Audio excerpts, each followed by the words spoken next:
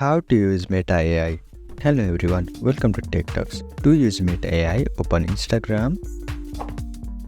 On the bottom of the screen, you can see search icon. Click on that.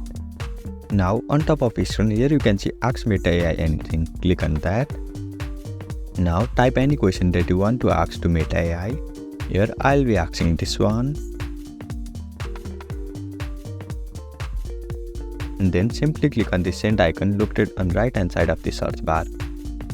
And then you will get this pop-up conversation. Here Meta AI will be answering all of your questions. Here you can see I have got answer to the question that I have asked.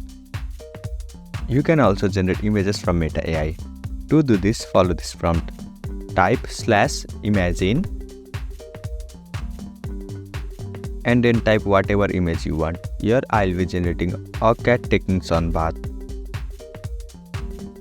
So after writing the command, click on send icon.